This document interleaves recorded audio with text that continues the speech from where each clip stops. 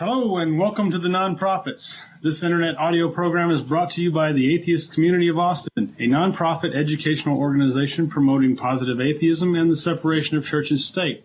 You are listening to us live 24 March 2002 on atheistnetwork.com. I'm Big Farrow, and I'll be hosting the show today as Jeff D is away on business. I'm joined by Mary McManamee. Hello. And our producer, Russell Lasser. Hello.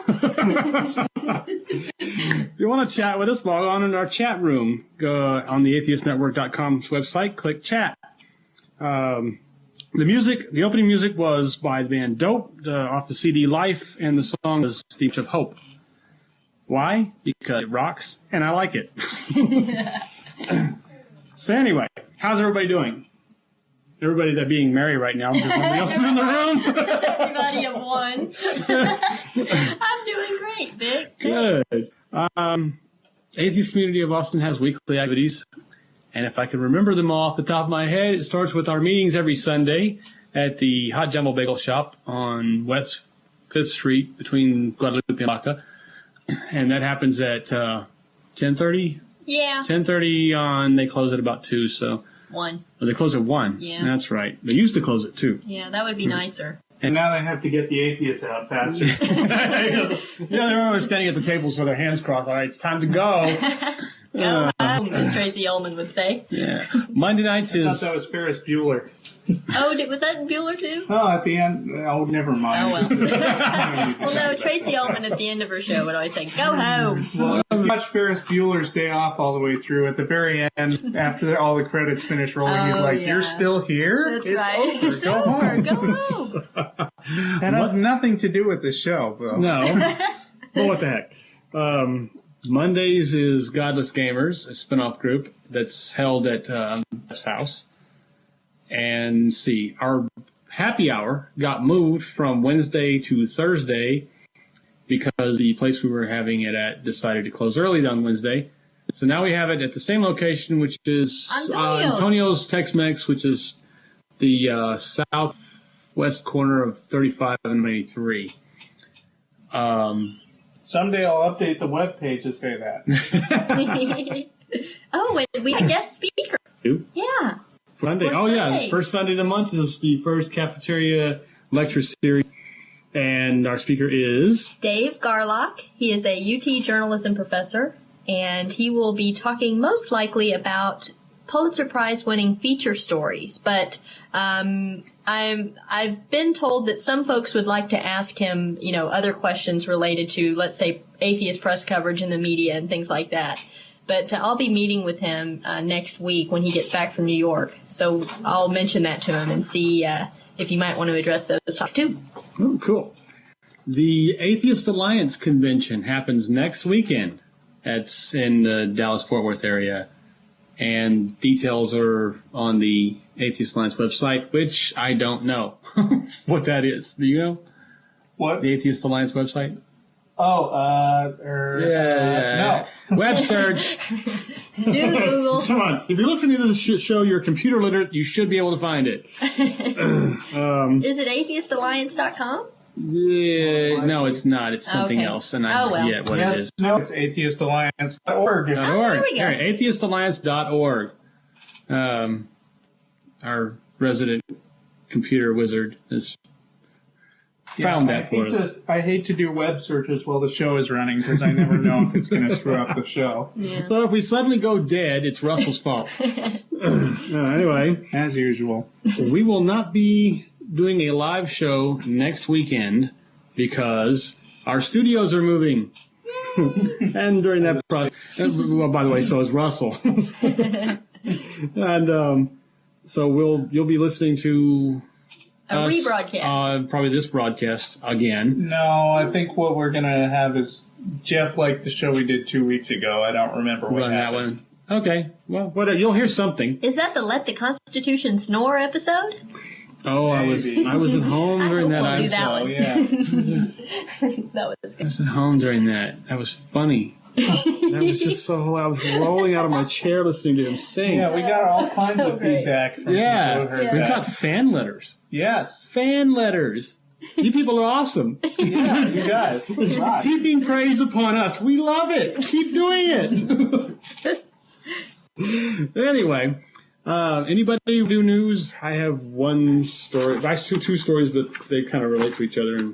And so if anyone wants to go first, Sure. I'm more than willing to shut up. I can go ahead and I can go ahead and segue. I've got a follow-up story to last week's piece on the Reverend Sharilla, who is, as you'll recall, the Detroit Free Press did a story about this guy. He is a priest who was the head of a congregation in Alpena, Michigan, and he was accused of pedophilia, of abusing a young boy, and yet... Well, there's a shock. A priest Right. abusing children. Go figure.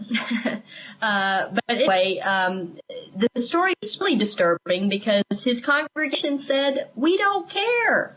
We don't care that he did this. You know, it's in the past. Let's forget about I bet you it. was one of their children they'd have cared. Oh, I know. Absolutely.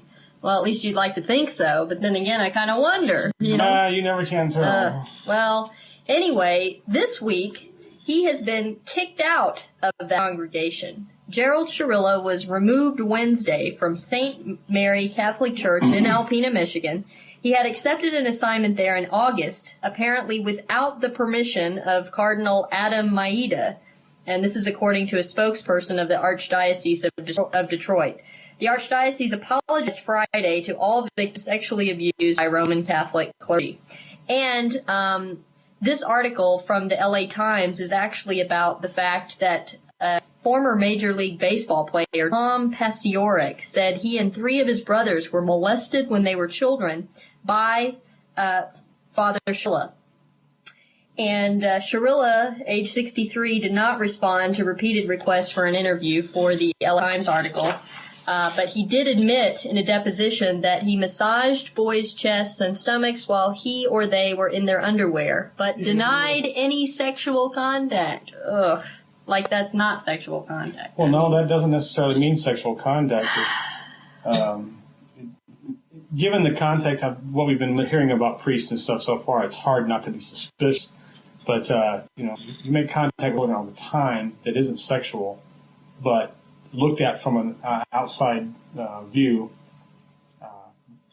may look like that.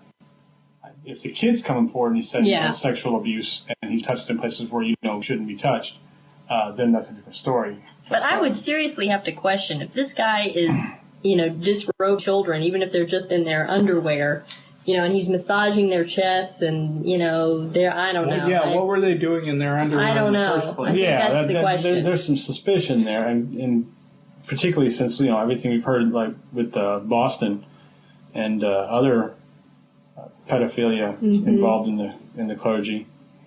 In this article, there is a direct quote from Paciorek, the ball player, former professional ball player for the Dodgers. He says, quote, I was molested by him for a period of 4 years. I would refer to them as attacks. I would say there was at least 100 of them, unquote. The former All-Star said he didn't tell anyone because no one would have believed him. Paciorek, an outfielder and first baseman who played for 6 teams, including the Los Angeles Dodgers, from 1970 to 1987, said he still suffers emotionally. He and his brothers had kept the abuse secret, even from each other, until the early 1980s, when Michael Paciorek, now 47, the 4th of 5 boys in the family, started making comments about Sharilla. Yeah. And being from the 70s, that would make sense. There's one you could have told. No. No one would have believed you, for one thing, because it's a priest. 2, there was some, maybe some ostracized, I can't say the word.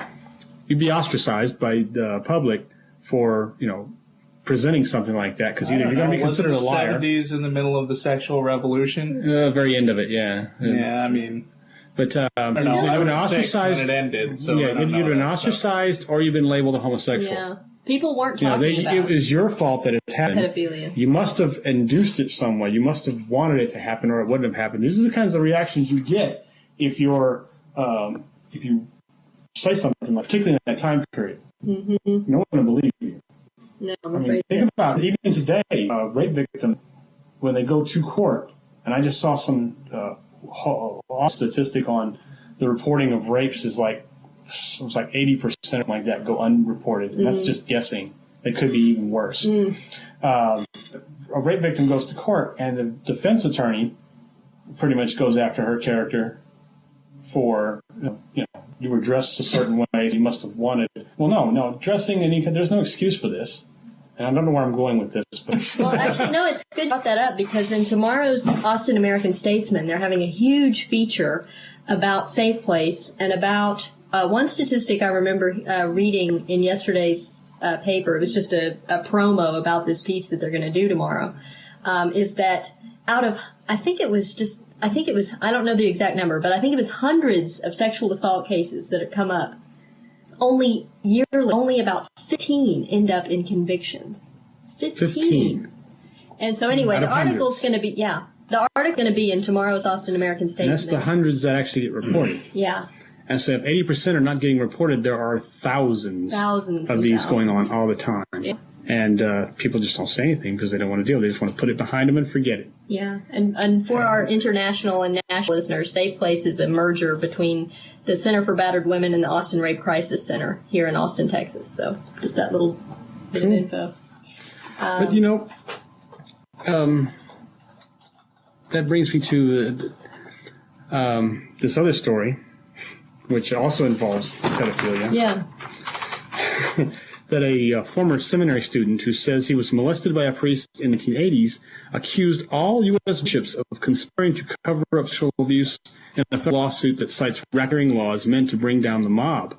So they're going after the people now on, and this racketeering approach has been tried before and it didn't work. But the lawsuit filed specifically named the former West Palm Beach, Florida Bishop Anthony O'Connell, who was a rector in the Seminary, excuse me. Close enough. Yeah, right. That's the place of the undead. St. Thomas Aquinas in Hannibal, Missouri. But it also goes further, naming 3 dioceses where O'Connell worked and alleging that every bishop in the United States conspired to keep abuse claims secret, often through hushed financial settlements with victims. It cites the Racketeering Influence and Corrupt Corporations Act, which was written to combat organized crime, but can cover civil cases that involve patterns of illegal activity. And I would think 30 years or more of child, which constitutes a pattern of illegal activity. The racketeering statute has been argued in at least 2 other church abuse cases, and none successful. In this case, Catholic Church and the seminary that have been infiltrated by predators who prey on children, and they cover it up, said the lawyer Patrick Noker. Officials of the U.S. Conference of Catholic Bishops in all 3 dioceses declined comment. And, and the Pope has just come out due to all this publicity with his little condemnation of this, saying that priests abusing minors were carrying out the worst form of evil possible. Well, why weren't you saying that 30 years ago? Go ahead. ThinkFest is making a good point in the chat room. She says, bear in mind, just because there are thousands of claims doesn't mean there are thousands of abuses. Remember all the false memory syndrome accusations against nursery personnel. Hysteria over it does lead to a lot of imitator accusers, too. Okay. There's a lot to be determined, but, let's just take it on for the sake of argument that there are lots of cases of actual rape or actual abuse of some kind that go unreported. Because the person who is the victim does not want to be drugged through it again. They want to put it behind them and forget about it. But, there's but also... you don't want to go too far and assume that anyone who is accused is automatically guilty. Well, no, we have a system in this country that says you are innocent until proven guilty. And when that's, used properly, you should be able to determine... If you're going to make a case against somebody, you have to prove it. You have to be able to present evidence that says that this person did this. And but not saying anything at all, and nothing ever happens. And I mean, it's really disheartening that anybody who has been sexually assaulted would ever feel that they could not come forward about it. And I think that's really the point that that bringing up this thousands and thousands of cases, in which nothing ever happens, what does that say to victims? If you've been sexually assaulted and only 15 convictions roughly happen every year, why put yourself through it if there's no chance? And it's really disturbing, and I'm sure this article will go into much more detail about it tomorrow, but I think ThinkFest. ThinkFest, who brought that up? I think ThinkFest makes it. Amanda, Right. I think Amanda makes a very valid point on that. As far as false accusations. But again, the article that's coming out tomorrow is really not discussing any that I know of false allegations. I think it's just examining the legal and judicial process of sexual assault. Time the victim enters the hospital to the time that the case probably goes to court. So again, yes, it could be a made up allegation, but who would want to put themselves through that? I mean, nobody would want to say, oh, well, I'm going to accuse you, Vic, of sexual assault because, because I'm mad at you for some other reason. I know that happens. I don't know. But... I mean, it's an error to assume that somebody committed a crime just because, you can't think of a reason why somebody would accuse them. I mean, I also recall that there were some, along with these false memory syndromes, there have been like innocent fathers who, for instance, got accused of sexually abusing their daughters who, went to a psychiatrist and had them dredge up all these memories through hypnosis that never existed. And here's another thing that... So, I mean, just because that you can't see a motivation for it doesn't mean that it's true. And also is that's not true. That side of the story is if you do get accused falsely of something such as child molestation, in the court of public opinion, you're guilty the minute you got accused. Exactly. And you'll never, ever live that down, even if you can prove beyond Paula Poundstone, if you could prove absolute concrete that you did do anything, once you've been accused in this country, you're still guilty, and everybody's going to treat you that way. Yeah, I know. Again, I'm not, by raising this issue, I'm not, defending anybody for making a false claim. No. That's just despicable. Just as much as if somebody were actually attacked. It's despicable. And it's, it's disgusting and it's disgraceful to this entire, to humanity and to the entire judicial process. But again, I think it's important that, again, we do weigh the evidence. Yeah. Before we say, yes, you're guilty. Yeah. That's why we have that system here that said that we're innocent until proven guilty. Absolutely. Because the philosophy of the American way of doing things is that it's better to let a few guilty people go than to convict one innocent person. And that sounds good until you're the victim of someone who's getting away or getting off on it. Yeah. Martin said, question, if it weren't religion, would parents be willing to put their kids in the care of a bunch of celibate bachelors? Good point. That's a good point. The guy in St. Louis the former seminary student who brought this lawsuit up, stated in a handwritten statement given at a news conference, the plaintiff said he had suffered from depression and anger and sorrow and all that other stuff, and basically kept it silent. He said, I thought I was to blame for this, not he. I believed he was right, and as an authority figure and as a man of the Catholic Church. O'Connell had been in seclusion since resigning from the bishop March 8th after admitting he had molested a different seminary student at the seminary at that time. But okay, mind blank. Hello. The thing is that a lot of people are silent about this. Yeah. And it's time to move on to another story. Shall I? Yeah, go for it. Okay. Actually, I've got one that's an actual upbeat science news story, and I've got one that was just an interesting thing that I noticed while I was listening to Christian radio this week. Which one do you want to hear? I find it interesting that you just listen to Christian radio on purpose. I do. Okay, that seems so masochistic. Well, has it his is, TBN but- column. Yeah, he has his TBN column. And Arlo with his collection of He'll come back with that Right. one. See, I mean, only atheists could make a hobby out of religion. well, it's like this. The talk radio in Austin is very, very conservative. There's nothing interesting to listen to, and Surprisingly enough, when we're supposedly called the music capital of the world, our music stations aren't that great either. No, we have some pretty crummy ones. Yeah, so I mean, when I'm driving to and from work, I can either listen to some other Neanderthal idiots talking about topics that don't interest me that much, or I can listen to D. James Kennedy go off on how evolution is satanic, and which one has more entertainment value? Yeah, okay, I see your point. Okay, but anyway, I was listening to, there's this, I think, daily or weekly segment that this guy named Chuck Colson does called Breakpoint. He's a very conservative religious commentator, get God back in the schools guy. And he was talking about a guy who had passed away that he was very sad about, and I'm not going to make light of this guy much. But maybe you've heard of his work.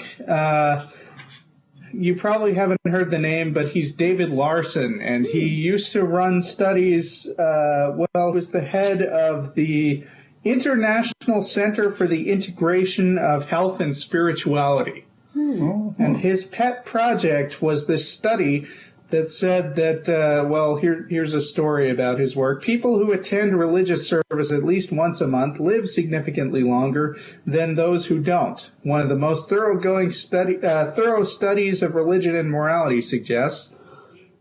One reason may be that church and temple goers take better care of their bodies, a national representative survey of 3,617 Americans shows. I mean, this is the kind of thing that Christians love to rub in atheist faces because, it goes on to say that they live fuller, happier lives and they're healthier and all this stuff. Well, so I heard this eulogy for the guy and I thought, how old was he? So I went up and looked him up, and he was 54 years old. Ouch. Irony. Yeah. 54 is a young age. Anyway. Especially since I'm getting closer to it. Yeah, so, of course, that's just anecdotal evidence. That's not like a major study or anything. Yeah. Well, here's some more entertaining Christian stuff. This is very short. Yeah, let's hear it. A Creation Museum and Family Center, spelled C-E-N-T-R-E, which is to open in 2004 close to the Ohio River. There's Ohio again. In Kentucky. No, I'm sorry. Boasts that the structure will act as an antidote to the brainwashing taught in science museums worldwide. What? Yeah, exhibits will include recreations of the Garden of Eden and Noah's Ark. A giant double helix of DNA will be suspended in the middle of the hall in order to argue that living creatures are so complex that they could not have evolved by random mutation. Ken Ham, which is an Australian who's on the PBS program. Yes. Were you there, guy? I haven't seen him. I haven't seen him. Oh, it was yet. great. They had a clip of him standing in front of a big church full of people, and they sing this horrible folk song, and then he tells them that if you're ever arguing with an evolutionist, all you have to do is say, "Were you there?" And no matter what they say, you just keep repeating that over and over again, because if they weren't there, then it's Can't fake. possibly know, right. Right. Well, Ken Ham, whose Answers in Genesis Ministry is behind the project, said the museum was a long overdue offense against the scientific establishment. This is a cultural war, he says. They need to know we're coming. We're not doing this to say, here's the evidence for and against. Now you decide. We admit our bias right from the start. So did the Taliban. Hello. Yeah, the Bible is not a science textbook. Thank you, Ken. We know that. But right, where it touches on science, we can trust it. It is the truth. That would almost be comical if it weren't so Deeply infuriating. Deeply disturbing. Yes. No, I still find it comical.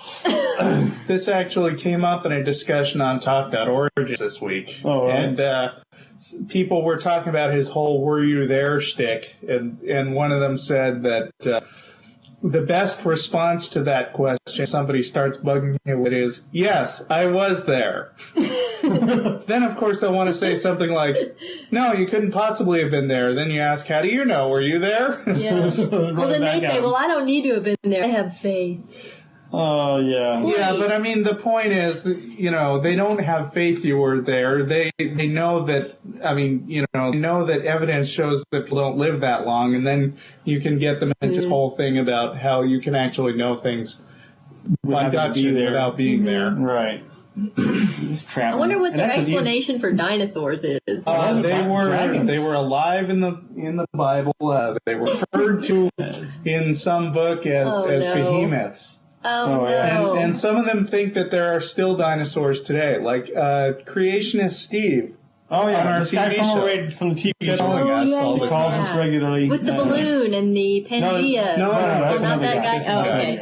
Oh, okay. This guy actually called and told us there was a story about a plesiosaur that had been fished out of it was somewhere near Japan. Japanese fishermen. Oh. It turned out to be a shark, which was mostly decayed. Yeah, basking shark that was dead and decaying, and it had... And the body mysteriously disappeared, so nobody could examine it. Oh, yeah. Well, they dumped it back in the water, didn't they? Took some pictures and dumped it back in the water. Yeah, something like that. Yeah. It's like, okay. And he would argue, no, it's not a plesiosaur. It's clearly... Or it's not a basking shark. It's clearly a plesiosaur. And... Clearly. Yeah. I remember he was very adamant. Were you there? Yeah. Well, and the worst part about all this is that the people that they're going after are not the people who have an interest in math and science, but it's the people who don't know. They're preaching to the choir. Yeah, they are. These are people who... I make this statement that Americans are willfully ignorant. They choose what they prefer living in their ignorance. This is the people that this museum will attract.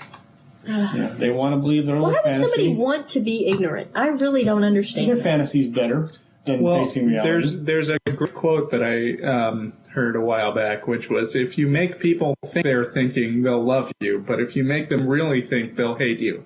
Do you know who said that? That's no, but insightful. Actually I think it was reprinted in the latest issue of Skeptic, which is why it came to mind again. But anyway,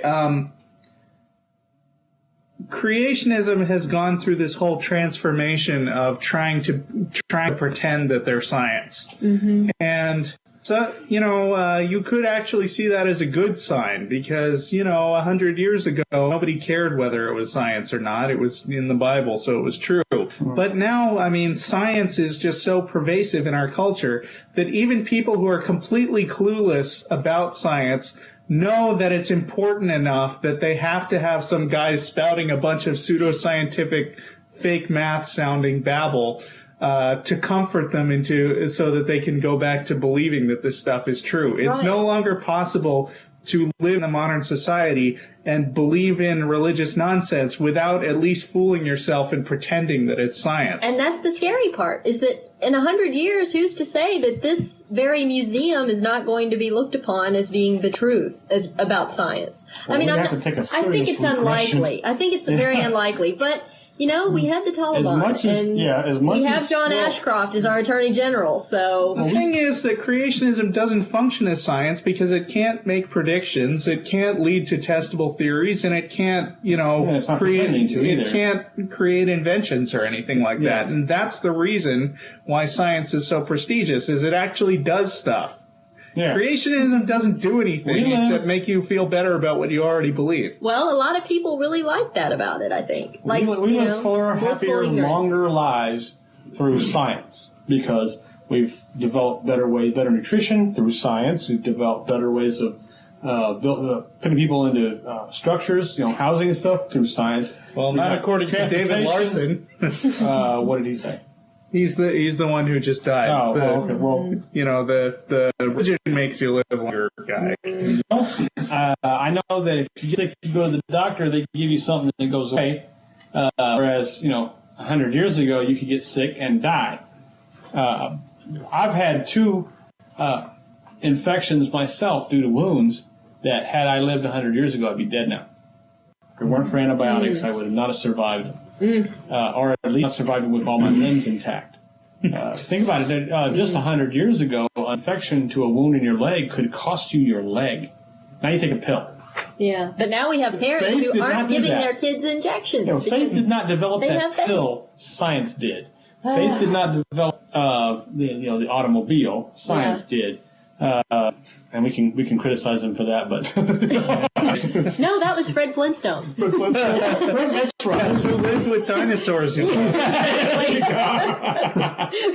was that Joker that was actually using Fred Flintstone as on the show? The Daily Wasn't Show it Bob? episode. Oh man, Carl Bye, yeah. Yeah. Who lives here in Texas. Oh yes. And And we his have got to, creation we've got to go to done his creationist museum. So Oh yeah, wearing atheist T-shirts. yeah. What's the name of his museum? The I don't remember. It's something like Creation Science Creation Museum. Research. I think maybe something that. like that's a different place. No, that's somewhere else. Well, anyway, it is here in Texas. Yeah, where he's got tracks that are known forgeries of human footprints mixed with dinosaur footprints, because there's some dinosaur footprints in the Paluxy River. Yeah. Is it Paluxy or Biloxi? I think it's Paluxy, isn't it? Paluxy. Paluxy River. Another thing that creationist Steve used to bring up. Right, the Paluxy River and the footprints where in the 30s, when probably a drought, because when there's a drought out here, water goes low, these footprints are exposed in all rain season, they're not well exposed.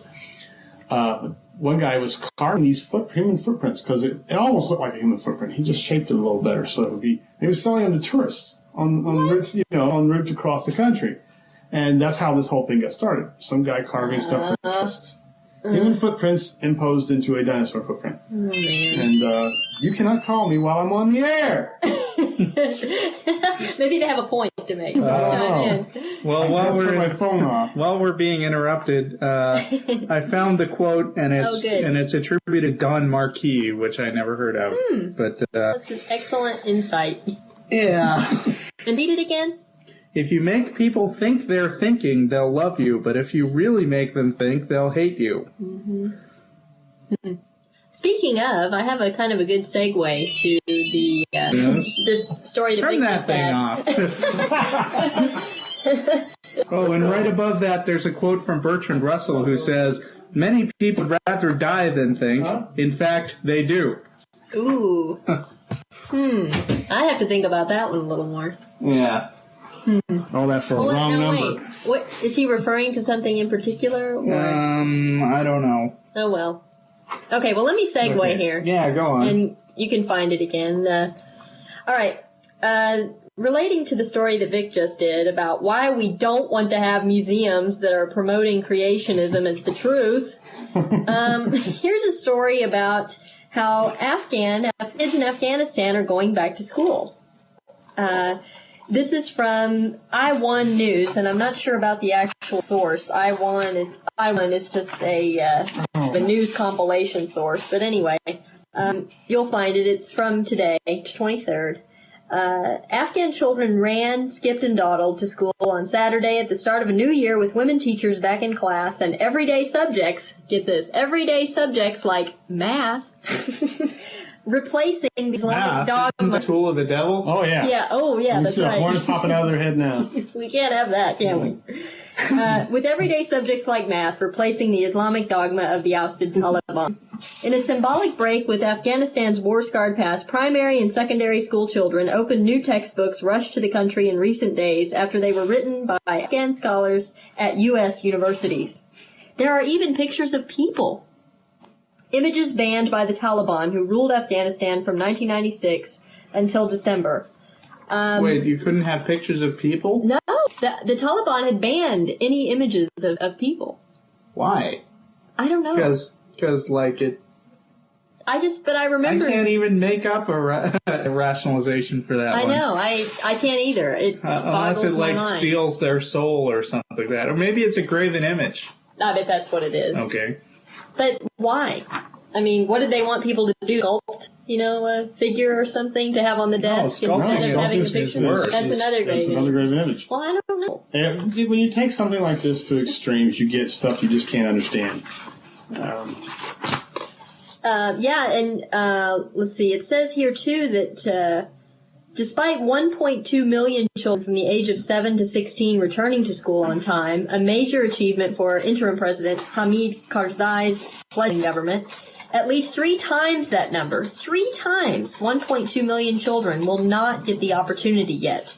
The unlucky ones mainly live in rural areas where schools have destroyed and there are no teachers because they fled had during the Taliban's harsh rule. The education ministry is really high. About 7,000 teachers sacked by the Taliban, including many women who were banned working. So, I don't really have a point to make on that one. I just thought it was a good follow-up to Big Story. And one thing I remember a while back when I didn't know that much about the Taliban, I just kind of assumed that they're all religious nuts who, women can't work, but they've never known anything else. Mm-hmm. And I found out that's completely not true, that these were normal people living in a modern civilization, and then, these thugs with guns just came in and said, okay, none of you can work or show your face anymore. That's right. Yeah.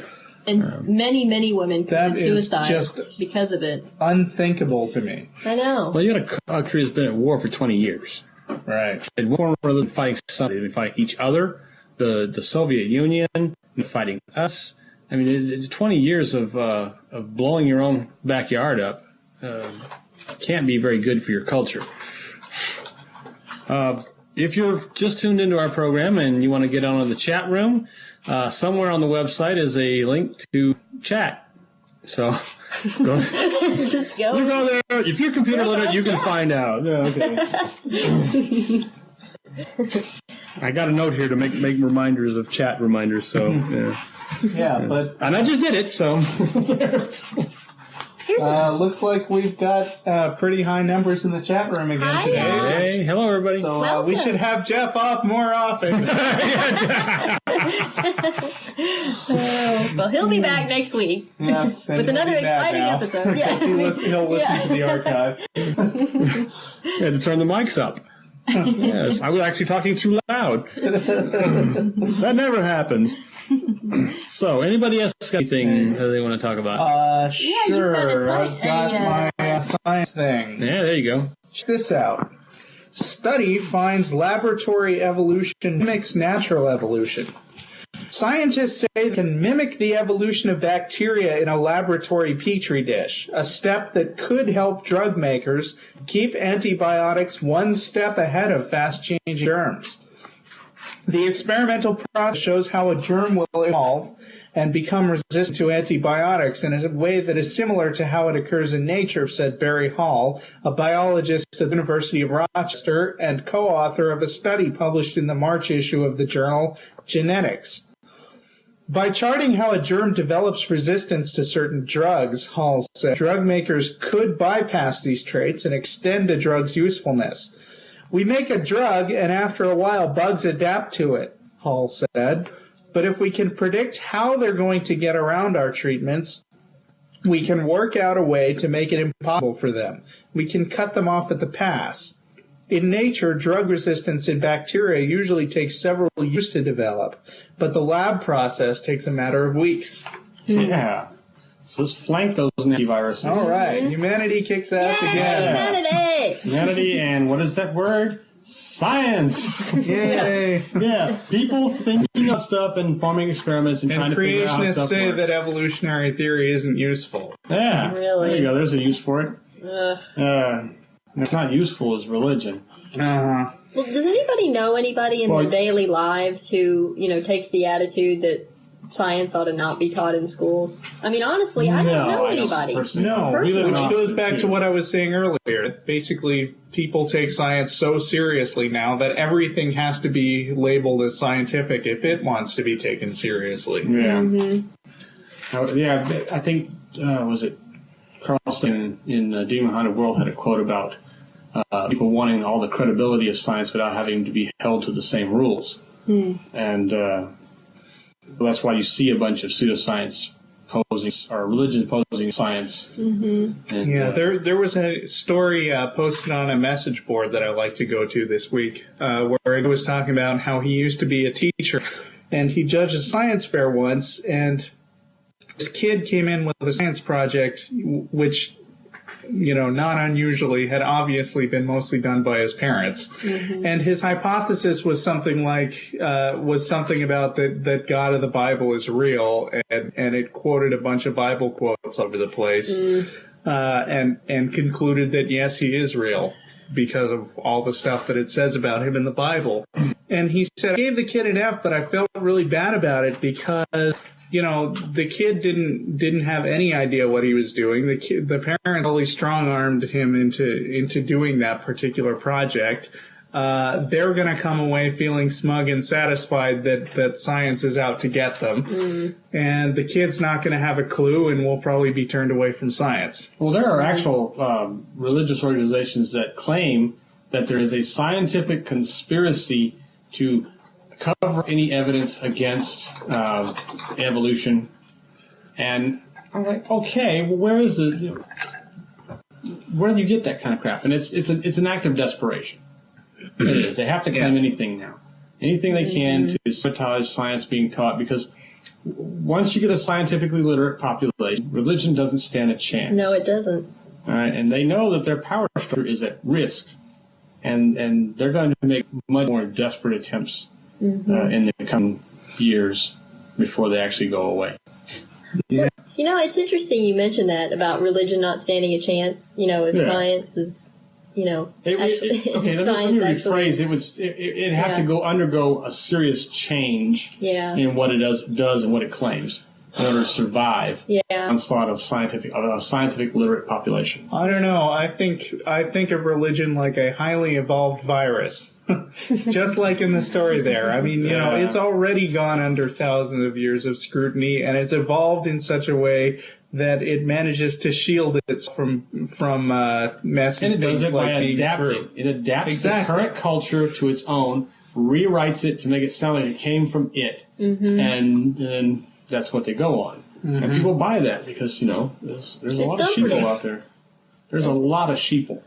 It's just unfortunate that people would trade comfort for facts. I don't understand. Yep. I don't understand that at all. I really don't. Willfully ignorant. It's the message of the Matrix. Wait, how? Well, it really is. When you, when you take the blue pill? The blue pill wakes you up, right? Yeah. Or no, the blue pill keeps you in the dream. If you take the blue pill, that means, that even though you're being introduced to the real world, you would rather have the comforting fantasy. And like one of the characters actually chooses to go back to the comforting fantasy, and he's talking about how, when I eat this steak, I know it's just, fantasy in my mind that tells me it's juicy and delicious, but I don't care. Yeah. And I can't wait for the next movie to come out. And that's going to be next year, huh? Yeah, I think so. Oh, is it? Or is it Christmas? Yeah, The Matrix Reloaded. Is it actually called That's that? what it's called. Is it going to be the same characters? Oh, no. Yeah. Aaliyah was actually going to have a part, but she died. Yeah, So, unfortunately. That's a shame. But she did get to make a cool movie first. Yeah. No, she made... Queen of the Dam. Yeah. You guys like that? Yes, I haven't seen You it both yet. see that? You ever seen I it? haven't seen Oh, yeah, it rocked. I got the CD in the truck. Matter of fact, it's in the player right now. Okay, uncomfortable silence. I've got another science story. Okay, sort go of. ahead. Go Well, ahead. it's not really, I guess it's really a science story, but to me it is. All right, now, make up your mind. Because it's in science and technology, so it's really more technology. Okay, there it is. Really technology. But the Gutenberg Bible going online. Whoa. And as we know, we have one of 3 copies, only 3 copies in the whole world exist of the Gutenberg Bible, and one of them is right here at UT. At the University of Texas in the Harry Ransom Center. And the reason the Gutenberg Bible is so significant is that I was just about to ask. it is the first substantive text to be printed. And Johannes Gutenberg is generally credited with being the father of modern printing methods. And it says here, in the mid-15th century, he invented a way of mechanizing the production of printing type as distinct from individually engraved or cast letters. And I just realized that I don't have the rest of the story. Well, did you realize? But basically you can find this at the BBC News Online under Science and Technology, and the article is dated from Friday. I do remember the crux of the story, just that this particular company is putting the entire text online, because one of the biggest problems is that nobody could do the Bible because obviously it's one of 3 in the world, so they didn't want a bunch of people leafing through the pages all the time. Is the Gutenberg Bible a substantially different translation from some other ones, or is it a copy of another translation we've already got? I really don't know. It's ever been in 15 what? Let's see, mid 15th century, so the mid 1400s. Okay. Well, now that I remember what the Gutenberg Bible was, a lot of people, I'm remembering this story about how a lot of people actually opposed the printing of the Gutenberg Bible, especially priests, by the Catholic Church. Because nobody was supposed to read the Bible. Yes, that's right. Yeah. And I was talking to a woman the other day who went to Catholic school, and says they never read the Bible in Catholic school. You still don't. Yeah, well, I mean, priests basically had a monopoly on telling people what the Bible said in those days. Because they could tell them anything they wanted. Right. Oh, God says you need to increase your tithe 10%. Here, it's right here. I know you guys can't read or anything, but I promise it's here, and I'm your priest, so you can trust me. Would I lie? Yeah. And by the way, and send your children over with it. Yeah. But yeah, I mean, the Gutenberg, the printing press was a huge... It was a heresy. Yeah. Yeah, it was a heresy. And where the Catholic Church found these printing presses, they would burn the entire building down and everybody would be arrested. So Gutenberg moved his presses around quite a bit, which was not so difficult, I suppose. It's just a big wine press modified to hold a blot so that you can put a piece of paper over the typeset and blot it and screw it down over that, press it on, and pick it back up again. Well, it's faster than copying by hand. Yes, it was a tremendous amount. Absolutely. Was responsible for modern print. Yeah. Before that, it was scribes in monasteries copying stuff by hand all day. All day. What a job! That was their life. That was their job. And isn't it interesting too that now that we have the internet, it's like the internet is our next revolutionary printing press. Yes. Oh yeah. And the music industry are now our priests. Yeah. Anyway, I'm not sure we should get into that now. Yeah, so I just was really delighted to find an article because, again, there might be a lot of people out there saying, well, I don't want to read the Gutenberg Bible, Well, so I don't know that I could read the Gutenberg Bible. It's not printed in English. No, it's not. It's going to be printed in probably a German. Yeah. I think it's German. I believe. Yeah. And it's going to be an older German on top of that, where I've had some books, my family has some books that are written in German of the last century, and it's hard to translate even those. The language has changed so much. Are they putting it up in text format, or are they putting up actual images of every page? I think they're putting the images. Wow. Probably in a PDF file. That's got to take a mondo load of disk space. Yeah. I wonder. Well, actually, though, if it's a PDF, wouldn't it not take up very much room? Only if they translated it into text format first. Oh. If they want actual images of what the letters look like as they came off the press. Oh, wow, yeah. Well, if they do that and a translation, put the photos up, it's going to be a big file with the photos. And the only people who are really going to, other than just see them, if you can read the language, it's not going to be a whole lot of good. You're going to need some way of retranslation of it. But for those who do study this kind of stuff, well, my girlfriend's a linguistic anthropologist, be neat to have. Be able to go online and find the actual picture. And blow it up as big as you want. And look at it and read it and translate it. So, if you want to see the article, again, just go to the BBC online. You'll find it. Say that again. The BBC. Let me see. I know I've got the exact address easy here. to say. Yeah. Okay, it's kind of long, but it's news.bbc. Why don't you just give it to me? Okay. Here it comes. Okay, Russell's going to type it. Talk amongst yourselves. I'll give you a topic. The progressive era was not progressive nor an era. Discuss. That's a terrible Linda Richmond impression. I apologize. It wasn't that bad. I'm going to get the Jewish mother going. All right, you did rather well.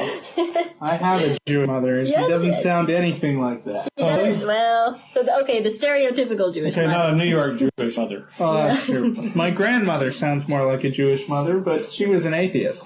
Yeah, which I hear is going around in Judaism. Yeah.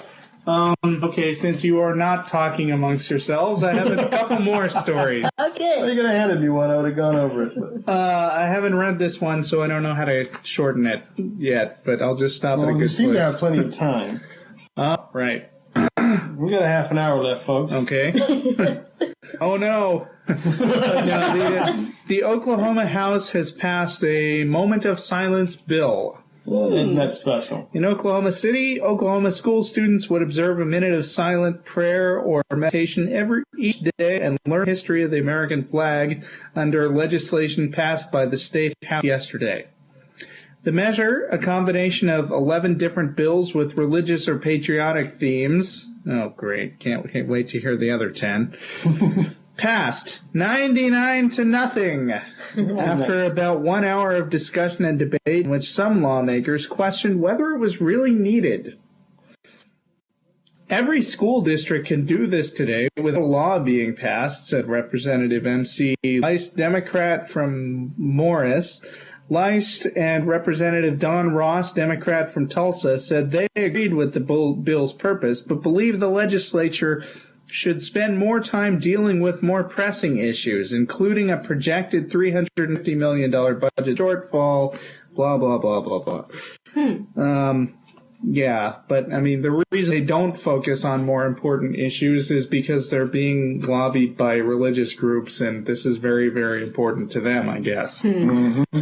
Which is why it's important for people who don't want to see your schools run by religious minorities to speak up. You know, go to a school board meeting or something if you have children. Get involved with this stuff. Don't let these people just run roughshod over your school boards. Get this crummy legislation passed so that they can indoctrinate your children in a school that you're paying for. Mm-hmm. All right, that just ain't right. Oh, there's some great quotes further down. Yeah, read one. House members said the measure is needed to restore a sense of patriotism and spirituality among school students. We have squelched any religious expression. We may have gone too far, said Representative Lance Cargill. Several House members noted that mandatory school prayer has been outlawed by the U.S. Supreme Court. We don't require that they pay, said Representative Terry Matlock. We don't require patriotism in schools. And look where we are today. We're under a terrorist attack. Oh, yeah. That's right. We're under a terrorist attack because we don't pray enough in school. That's why. Yeah. I thought it was a bunch of... There we go again. Linking patriotism with religion. Right. And linking atheism with terrorists. Yeah, exactly. We're terrorists. We're communists. We're bad guys. We're out to get you. And nothing can be further from the truth. Look at the news. You have Catholic priests in Boston molesting children. Andrea Yates, who's said that God or that devils are talking to her or something like that, killing her 5 children. Mm-hmm. People all over the world, all the time, doing these outrageous things in the name of their religion. Now, when's the last time you heard of somebody doing something stupid in the name of atheism? I'm an atheist, so I'm going to go out and kill 20 people. Or I'm an atheist, and I'm going to go out and do X bad thing, whatever. Well, you say that to a religious person, and they'll invariably say, Joseph Stalin. Joseph Stalin did not do anything in the name of atheism. He did it in the name of getting power. Mm-hmm. That was Joseph Stalin's one motivation, was he wanted power. The reason he got rid of the church and its influence, because that was competing with his power. Right, and he didn't have any religious influence to tell him it was wrong. Otherwise, he would have known. So what? It had nothing to do with... Adolf Hitler is used often as an atheist who killed people. Well, no, Adolf Hitler and his entire band of hooligans were deeply religious people. And some of them were... for which one it was into all that mystical stuff. Yeah, it's actually kind of questionable that Hitler was really a devout theist. But the important thing is he put on the face of being a devout theist in order to gain exactly. support. He used religion as a part of his power. In my mind, he does have a statement that says that something to the effect that when he was killing off Jews, or when he's hating the Jews, or when he's doing something to Jews, he's doing the Lord's work. Right. Yeah, I think I he remember said that. And he had a long passage where he was talking about how our Savior, threw those damn Jewish moneylenders out of the temple or something. But think about it. Atheists have the lowest percentage of divorce rate. We're far out. We do? Yeah, there was a statistic some time ago that was used on the television show that stated that the divorce rate amongst atheists was lower. Are you sure? Was that the one report with a whole bunch of different numbers of a bunch of different? Martin, you're listening. Do you remember this? Yeah, Martin can help us out. Another thing was that the everybody on death row seems to be a believer of some sort. The thing is that we know a lot of atheists. We hang around a bunch of them all the time, and these are some of the most generous and thoughtful and honest people you can come across. And non-beer drinking. And beer drinking. Yeah. How about not having vices? You could put 30 atheists in a room with a keg of beer, and we can't finish that thing. Okay, that's just we're never going to spread it rubbing your noses in that guy. I was at that party. I only drank like a cup or two. I was like, okay, a keg. I was worried when we got there. Was that going to be enough? And no, we took half that sucker. But religion, for all its claims of being, the path to moral superiority and a better life, doesn't seem to be able to prove that statement. And here are a bunch of atheists who aren't making any claims of any kind for any reason, living nice, normal, healthy lives with healthy families, and not that there's not the occasional strange atheist out there. Atheism doesn't automatically bring to you reasonableness or rationality or anything like that. There's no guarantees of any kind. We're all humans, all subject to the same failings that any other humans are. But and you don't see a bunch of atheists out there. You never see. If anybody has a story of any kind anywhere where someone said he did something because he was an atheist and his atheism required him to do a certain thing and it was a bad thing, let us know. I don't know of any stories. Vic, I would be careful about making those broad, sweeping claims. Maybe there's a story out there. I don't know about it. And if there is somebody who does, tell me. Yeah, but I don't want to convey the impression that we think atheists are better than other people just because they're atheists. I'm not sure. No. Atheists are better people because they try to be better people, and they're not given this religious crap in their way. That's the atheists we know, the people who come to atheist meetings and talk about atheist issues and argue about this stuff and turn it over in their minds. But there's a whole world out there of people who are not religious simply because they've never really thought about it. Agnostics. All right. And also, I've heard a lot of people say, to me, who are Christian, and some of them are also non-believers, they'll say, God, that's kind of sad. Why would a bunch of atheists need to get together and have a social outlet? Right, well, why would a bunch of Christians That's right. The same damn reason. Yeah. We're not any different.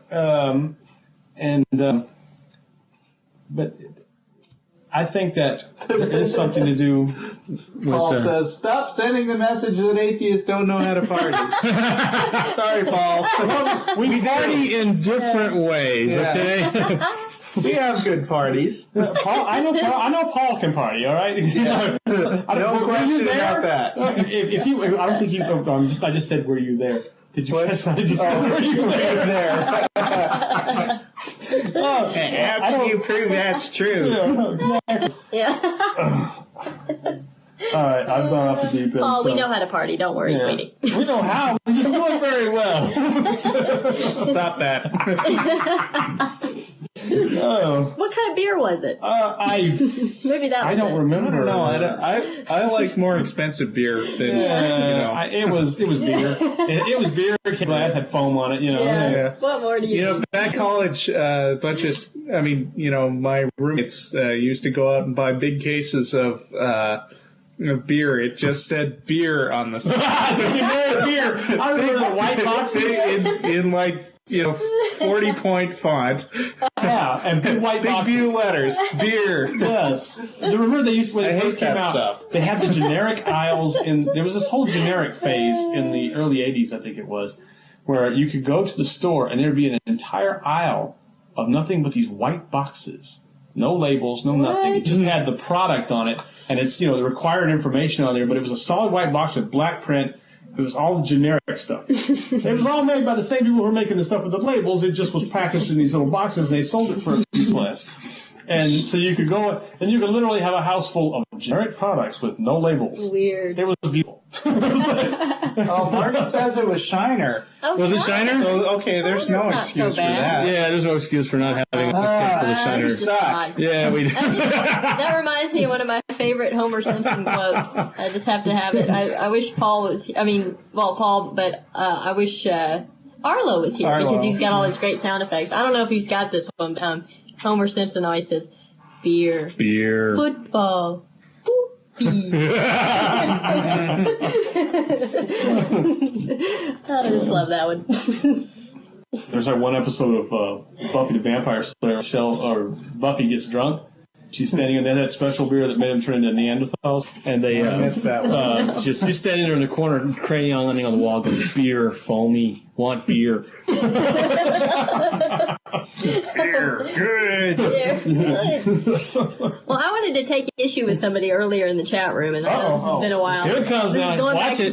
This is going back to the Gutenberg story, but somebody said, Gutenberg Bible, who cares? Why would we really? I forget the. Well, somebody might not. That's a terrible somebody paraphrase would. of what they said, or what this person said. But what was it? Something if you that it's useless to care about the Gutenberg or something like that. Well, it's useless if you have no interest in it. Yeah. If you're a person that studies this kind of stuff or has an interest in this kind of stuff, it's wonderful.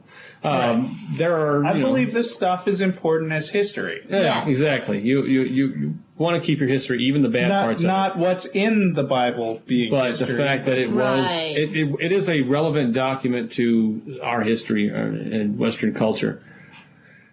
There are many reasons to keep this stuff and to pay attention to it and make it available to other people. When our son is born, I intend to tell him some Bible stories as bedtime stories, along with all the other made-up stuff. And then when he's older, he can ask, the kids say that's true, is it? And I can say, no, neither is Little Red Riding Hood, Maybe he'll pick that up for himself when you're reading it. Yeah. Daddy, were they really an ark? Why did they kill all those people?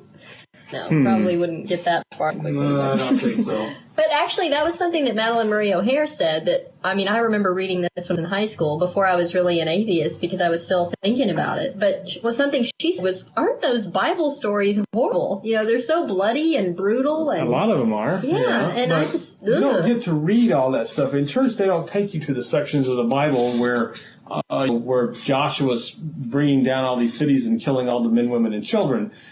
They take you to the stuff that specifically quotes what they want you to hear. And so when you're quoting little sentences here and there out of the Bible, you can make it sound like the whole thing is just goody two-shoes. Mm-hmm. And it's until you've actually sat down and read this. And the only reason I ever got through the Bible, because just picking it up and trying to read it, when you have a King James Version Bible in your house and you're 14, you're going, what the hell is this? But later on, you hear somebody quoting a Bible, and they quote something or something, and I started going back and reading that chapter. If you quoted something from the Bible, I go back and read that chapter. That whether or not you were actually using it in the context of what it actually was saying throughout the entire chapter, because you can pick one or two sentences out of something and make it seem like it's something completely different. And this is what a lot of preachers do. They'll this exegesis from the Bible and put it all together into something that sounds coherent, doesn't exactly say what the Bible was actually saying. And which the Shakespearean quote, but even the devil can use the Bible for his own purpose, makes the whole thing useless as a document of truth, capital T truth. Because if it was the one truth by the one true God, then anybody who read it would get the exact same interpretation out of it, no matter where it was. They're shortchanging their God by saying that this is his written word, but you have to have somebody interpret it for you. No, the Bible's crap. Okay, I said it. You got it documented. Yeah, we wouldn't want people to mistake our position on that. Yeah, exactly. And not the Bible, but any book that claims it, it knows that there's a God that oversees everything. Well, if I ever had any ambitions of a political career, I just shot it to shit. I mean, the thing is, I believe that there is such a thing as objective truth, but I don't believe that any one person knows it.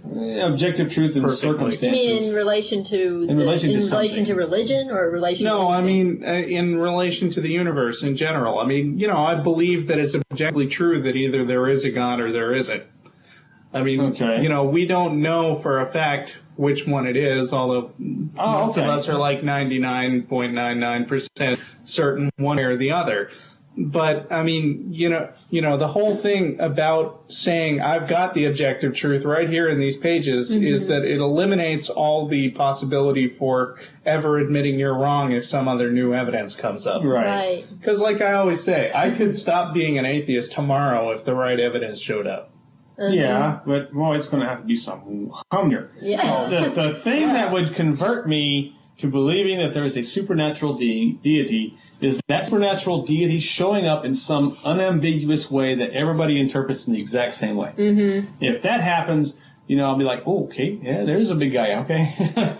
But like he would have to pull up in a giant pink Cadillac and park.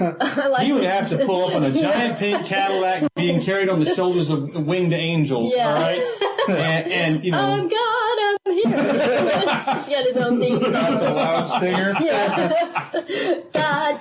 But it would take a lot. I mean, it would take something that not just I saw, but you saw and everybody else saw, and we all saw the same thing. We all report the same thing that we saw. This idea that of course Christians say that there actually was such a case, and then they say, 500 people saw Jesus show up in spirit form. Of course, none of them ever bothered to write it down. Only the one guy who wrote the story. But no way to test it. Where was I reading at that somebody wanted to have the Jesus story taught as historical fact in school? And I don't remember where I was reading this at, but they were pushing to have this. So they're saying that the textbooks needed to incorporate the story of Jesus as history. Now, could this be the next angle of getting Christianity taught in school? If you teach it as history, it's harder to fight than teaching it as science, because it's not science, obviously, but it is history. Well, but if it were taught as history, wouldn't that be better than if it were taught as science? Now, because I should say Christianity is history. Yeah. There is absolutely no evidence of any kind anywhere that verifies the existence of a man called Jesus in the time period that the story is supposed to take place. Yeah. It doesn't exist. But if that story did exist, if you had proof of that, would you still feel because that? There are, in philosophical circles, it's pretty much taken that there probably is some source of the myth itself. There may have been some guy wandering around in the desert saying, "Hey, it's a good idea if we all treated each other pretty cool." That might exist, but the story itself, what became the religion, is so wildly over-exaggerated and blown up and twisted and reinterpreted and rewritten that there's no way, there's just nothing that's concrete to prove that there was the actual character of Jesus.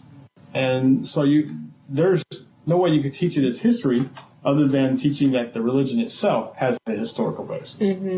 But it could make a backdoor for creationists to be getting creationism taught at schools, because they're going to fail when it comes to teaching it alongside science.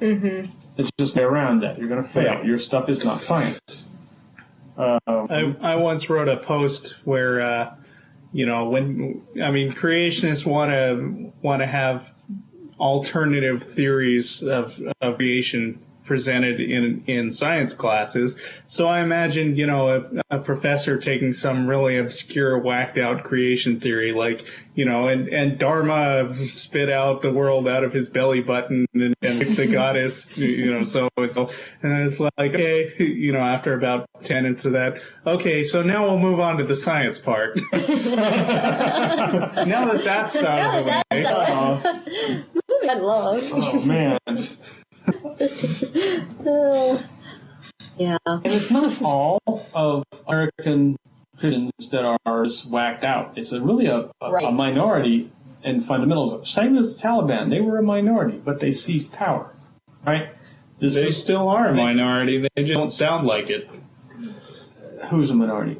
Wait. The Taliban? The Taliban was a minority of people in Islam, Yes. but they were able to seize power and control a country. They had the guns. And we know what they did. Yeah, they had the guns. They had an opportunity to seize power. I mean, creationists. Well, creationists in America are literally a decent, charismatic leader away from seizing power. I mean, it's going to be harder to do because we have a constitution that slows the process. But when if you got a particular Christian leader who began, Bush is not going to do it. No, it would have to be a very charismatic, likable person. That everybody just latches onto, which make George Bush's popularity ratings look like, like snake. We hated him. Great. Now we're getting into apocalyptic conspiracy theories. And it's just a discussion. I'm not making any proposals or anything or saying that this is what's happening, but it's possible. I think that's an excellent point, because I think people in this country don't want to believe that could happen. Right. But it could. I mean, it would have to be a pretty fantastic set of circumstances. I'm sure that the Germans in the 30s didn't think Hitler was going to become what he became. No, not at all. And just because we have a constitution, I think our tendency is to want to hide behind that and say, it can never happen here because we have a constitution. Well, it's not quite that simple. I mean, who would have ever thought, for example, coming back again to John Ashcroft, he would ever be an attorney general, because his views are so far right, so fundamentalist Christian. But he has a beautiful singing voice. Well, I know, and again, it's part of that charisma. If you think of him as having a charisma, I find it hard to believe. But we keep saying, this guy couldn't beat a dead guy. Right. The one he was running against for governor died during the election, and the dead guy still won. Mm. That tells you something about the person that we put in. And he didn't get in because he was charismatic. He got in because he was a personal friend of some friend of George Bush. Mm-hmm. Well, again, look what happened to Bush. He didn't win the election there, and I don't want to get into all that right now, but... Yeah, because, he won the election, he didn't win the election. You can go both ways depending on how you look at it. But I think something was afoot in Florida that was not legit. Well, Florida was just an example of some failures of the voting systems, in that it's done basically on a local level. All the voting is done by counties, and each county can have its own system of voting. And so you got this hodgepodge of stuff. You standardize, and this is what scares a lot of Americans, is once you raise the word nationalism, lots of Americans just panic. Mm-hmm. We don't want to have that, as we think of ourselves as autonomous. We're a collection of individual states. Well, we haven't been a collection of individual states. The Civil War, all right, that ended then. If we were a collection of individual states, any individual state could secede at any time. So we no longer have to be the United States. That can't happen. There's this thing about Texas being the only state in the Union with the legal right to secession, but even that can't happen. Texas is not going to branch off into its own little country again. It's not? No, it's not going to. I don't think it can. I don't think that would be tolerated. I think not likely. The federalists would come in and tell that would be that. We are a nation, and we start acting a nation. And that means that we're going to have to sacrifice a little of the autonomy that we think we prize so much in favor of doing things that are more efficient for a larger number of people. And that doesn't necessarily mean communism. It's not communist to think in big terms and think of in natural terms and think of ways of doing things that make it more efficient or better for the population as a whole. There are over 270 million people in the United States. That's a lot of people. I think it's probably more than that, but the last thing I read was 270. So yeah, I think that's about right. Given how populations increase at a substantial rate, there are over 6 billion people in the world. I really think it's time we started looking into the idea of world government. And that is not necessarily an evil thing. to that we'll have some world governing body that can oversee international relations. It's going to come anyway. There's going to come a point where you just can't populate this planet in the way we're doing it and not have some connection. But okay, I've ranted long enough. Somebody else go. Who's in the chat room going, "Kick you damn commie"? No, actually, somebody's saying, "We love you guys. I wish the show was 2 hours." Brian, whose letter we read, but I can't remember. I'd love for it to be 2 hours for you, but I'm not going to do that. All right. Yeah, sorry. I'm sorry.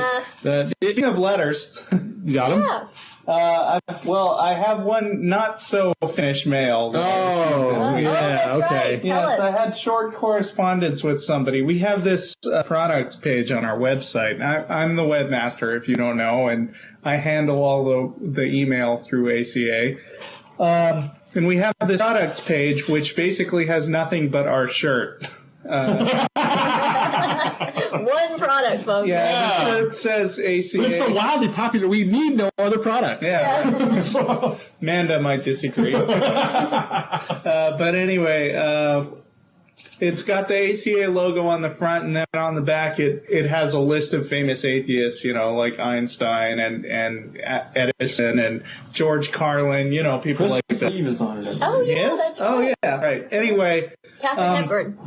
Yeah. so this, and it says in big letters, "You are not alone." So this guy emails me, and he says, 48 atheists? Is that all there are? Ha, ha, ha, ha. Oh. Or something like that. And there's a lot more than 48 Christians out there, so I wrote him a semi-polite but a little bit sarcastic letter saying, no. That is a list of very famous and well-known atheists, and the fact that it says "you are not alone" should give you some idea as to its purpose. Not a clue. And no, that's not all the atheists there are. In fact, it's something like 10% in the United States and 21% nationwide. But he knew that. He just wanted to argue. Yeah, he probably did, but somebody emailed me back. I think it was the same guy, but I'm not sure.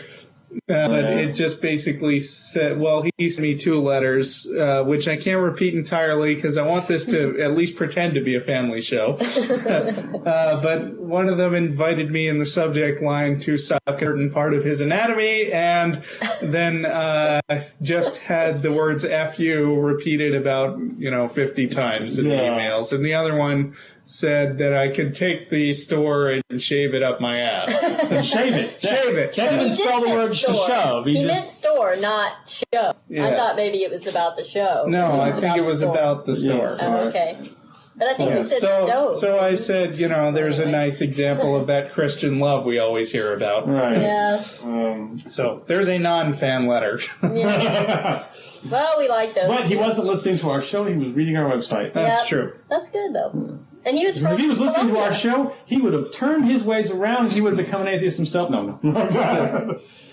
He would be saved. He would be unsaved. Unsaved.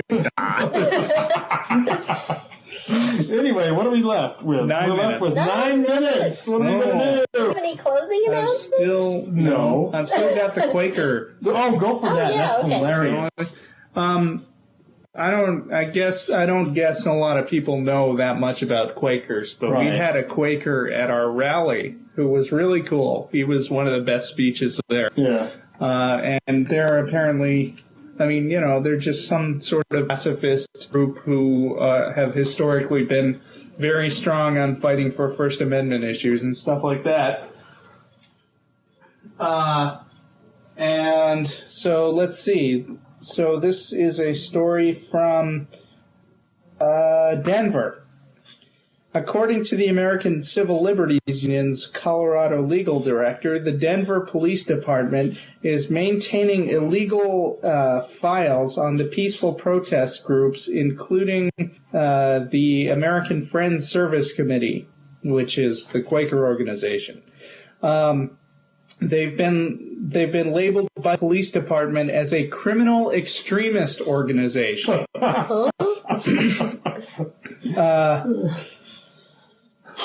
The Quaker criminal. Yeah, that's right. You want to see Quakers in pinstripe suits. Yeah, I can see like Yes. the box of the Quaker Oats box. The AK-47. Wearing a turban or something. Dark Ray-Bans. No, it's still with it. They have mutton chops or something, right? Some weird. Yeah. The Quakers do. Anyway. Now, the American Friends Service Committee was founded in 1917 to provide opportunities for Quaker and other youth to make a witness against World War I by engaging in relief and reconstruction work with victims on both sides. Rufus Jones, one of the great American spiritual leaders of the 20th century and longtime chair of the AFSC board, called this a service of love in wartime. Now, this story has a little bit of an editorial slant because it was actually a guest writer who was a Quaker talking about this thing. But let's see. Certainly there have been occasions when Quakers and others have challenged unjust laws in the only way the American judicial system allows, by breaking the law and being taken to court. So for that, they were labeled as criminal extremists. Oh, that's nice. Yeah. So by that, can we label Christian groups who bomb abortion clinics as criminal groups? I don't want to put them in the same category as Quakers. No. But still. Anyway, just to remind everybody, we're not going to be live next week. We have to move our studio. Yes. Move our house. So Jeff D would have been back this coming week, but we'll be moving. But Right. you'll hear a repeat episode. And we'll be Right. back in 2 weeks. We'll be Yeah. back in 2 weeks with another new episode of us just talking because we have nothing better. No. Right. No, this is fun. We have an audience, and they like us, and we're happy. And Yes. Let's see. we're running out of stuff to say. Now we can cue the music in another 2 or 3 minutes. Yeah. Oh, yeah. Cool. But That was cool because I got to pick this song today. I've been going through my CD collection Yeah, all I week, thought and it I was found this one, and I was like, "Yeah, we're gonna rock hosting today. We're gonna do something that rocks." Remind us what song that is, since we'll be on the The air. song is called March of Hope. The group is called Dope, and the album is called Life, and it's by I don't know what, Epic Records. Yeah. So Okay. anytime it's okay with me because I'm out of stuff. Okay. Okay. If this were the TV show, we'd cram like one caller. One call. Yeah, we have no phone callers there and let him take over. And But we really appreciate everybody in the chat room because we really we like do. interacting with all those if folks. you are just listening to a rebroadcast of this show, you should listen to it live and get in the chat room because it's getting more active all the time. Well, that's not totally true. It's true though. This week is the most people we've had in a long time. Week. And you should listen live and hang out with them because they're really funny. and send us fan mail. Yeah. It boosts our ego, swells our heads, and we love it. No. No. That's it. I like Thank it. you, guest. 14121. Yes, and send money. No. Yeah, there you go. God wants you to send us God money. wants you to send a deal of money so that we can have a bigger studio. Yeah. All right, let's go to the music. All right. Bye, Thanks for y'all. listening, and we'll see you next time.